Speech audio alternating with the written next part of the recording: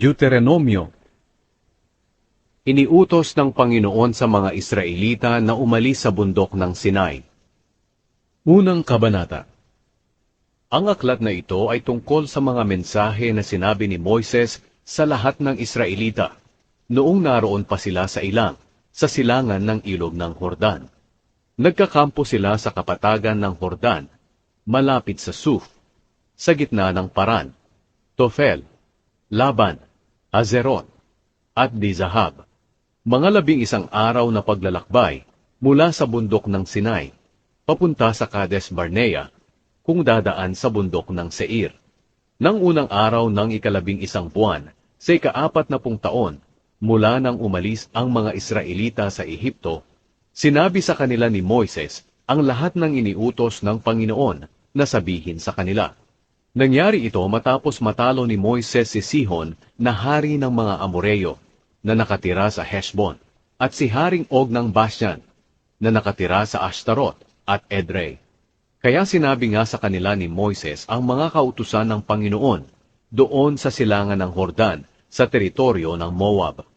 Sinabi niya, noong naroon tayo sa Horeb, sinabi sa atin ng Panginoon na ating Diyos, matagal na kayong naninirahan sa bundok na ito, kaya umalis na kayo. Pumunta kayo sa kaburulan ng mga Amoreyo at sa mga lugar sa palibot nito, sa kapatagan ng Hordan, sa kabundukan, sa kaburulan sa kanluran, sa Negev, at sa mga lugar sa tabing dagat. Pumunta kayo sa lupain ng Kanaan at sa Lebanon, hanggang sa malaking ilog ng Euphrates. Ibinibigay ko ang mga lupaing ito sa inyo. Lumakad na kayo, at angkinin ang mga lugar na ito, na ipinangako ko sa inyong mga ninunong sina Abraham, Isaac, at Jacob, at sa kanilang salinlahi.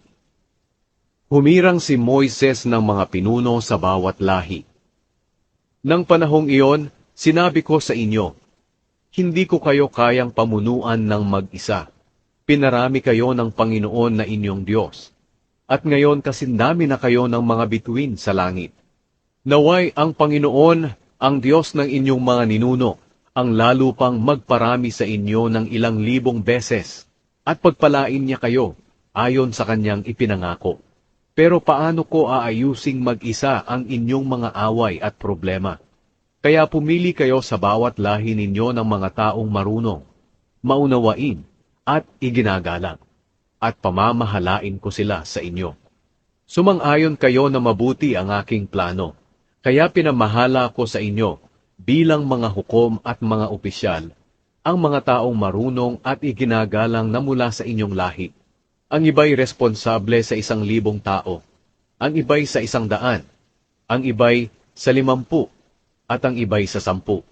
Nang panahong iyon, iniutos ko sa inyong mga hukom, ayusin ninyo ang kaso ng mga tao, at humatol ng makatarungan, hindi lang sa mga Israelita, kundi pati na rin sa mga dayuhang naninirahang kasama ninyo.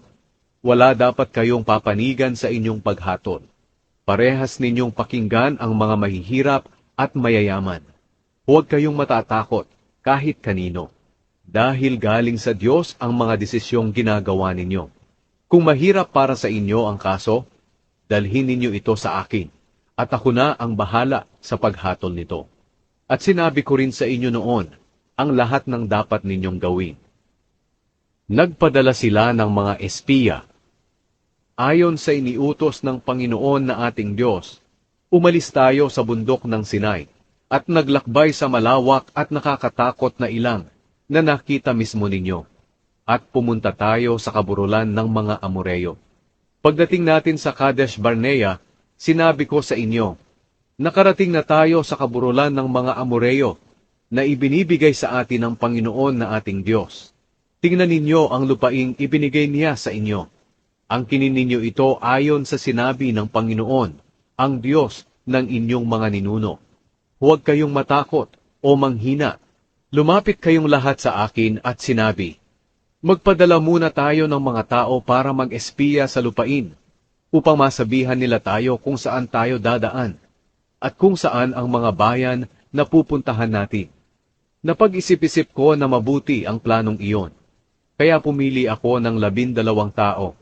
isa sa bawat lahi. Lumakad sila at dumaan sa kaburulan, at nakarating sa lambak ng Eshcol, at nagmanman sila roon. Sa kanilang pagbalik may dala sila sa ating mga prutas galing doon, at ibinalita nila na masagana ang lupaing ibinibigay ng Panginoon na ating Diyos. Pero ayaw ninyong pumunta roon. Sinuway ninyo ang utos ng Panginoon na inyong Diyos. Nagreklamo kayo sa inyong mga tolda, at sinabi, kinasusuklaman tayo ng Panginoon, kaya pinaalis niya tayo sa Ehipto, para ibigay sa kamay ng mga Amoreyo at kanilang patayin. Paano tayo makakapunta roon? Tinakot tayo ng mga nagmanman sa lupain. Sinasabi nilang, mas malalakas at mas matataas pa sa atin ang mga tao roon, at ang mga lungsod nila ay malalaki, at napapalibutan ng mga pader na parang umabot na sa langit ang taas. At nakita pa nila roon ang mga angkan ni Anak. Pagkatapos sinabi ko sa inyo, huwag kayong masindak o matakot sa kanila. Ang Panginoon na inyong Diyos ang mangunguna at makikipaglaban para sa inyo, kagaya ng nakita ninyong ginawa niya sa Ehipto at sa ilang. Nakita ninyo kung paano kayo inalagaan ng Panginoon na inyong Diyos, katulad ng ama na nag-aalaga sa kanyang anak, hanggang sa makarating kayo sa lugar na ito. Pero sa kabila ng lahat ng ito, hindi pa rin kayo nagtiwala sa Panginoon na inyong Diyos, na nangunguna sa inyong paglalakbay, sa pamamagitan ng apoy sa gabi at ulap kung araw. Inihanap niya kayo ng mga lugar na mapagkakampuhan ninyo, at itinuro sa inyo kung saan kayo dadaan. Nang marinig ng Panginoon ang pagrereklamo ninyo, nagalit siya, at sumumpang, wala kahit isa sa masamang henerasyong ito ang makakakita ng magandang lupaing ipinangako ko sa kanilang mga ninuno, maliban lang kay Caleb na anak ni Jepune. Makikita niya ito, at ibibigay ko sa kanya at sa angkan niya ang lupaing ito na kanyang minanmanan, dahil buong puso niya akong sinunod. Dahil sa inyo nagalit din ang Panginoon sa akin. Sinabi niya sa akin, kahit na ikaw ay hindi rin makakapasok sa lupaing iyon. Pero ang iyong lingkod na si Josue na anak ni Nun ay makakapasok doon. Palakasin mo siya, dahil siya ang mamumuno sa mga Israelita sa pag-angkin sa lupain. Pagkatapos sinabi ng Panginoon sa ating lahat, makakapasok sa lupaing iyon ang inyong mga anak na wala pang muwang. Natatakot kayo na baka bihagin sila. Pero sa kanila ko ibibigay ang lupaing iyon at magiging pag-aari nila. Pero kayo, babalik kayo sa ilang, papunta sa dagat na pula. At sinabi ninyo, nagkasala kami sa Panginoon. Lalakad kami at makikipaglaban ayon sa iniutos sa amin ng Panginoon naming Diyos. Kaya inihanda ng bawat isa sa inyo ang kanyang mga armas. At inisip ninyo na madali lang ang pag-agaw sa mga kaburulan. Ngunit sinabi ng Panginoon sa akin, sabihin mo sa kanila na huwag munang lumakad at makipaglaban, dahil hindi ko sila sasamahan. Matatalo sila ng kanilang mga kaaway. Kaya sinabihan ko kayo, pero hindi kayo nakinig sa akin. Sinuway ninyo ang utos ng Panginoon, at dahil sa inyong kayabangan, sumalakay kayo sa kaburulan. At nakipaglaban sa inyo ang mga Amoreyo na naninirahan doon, at para silang mga pukyutang humabol at tumalo sa inyo, mula sa Seir hanggang sa Horma. Nagbalik kayo at nag-iyakan sa Panginoon, pero hindi siya nakinig o sumagot sa inyo.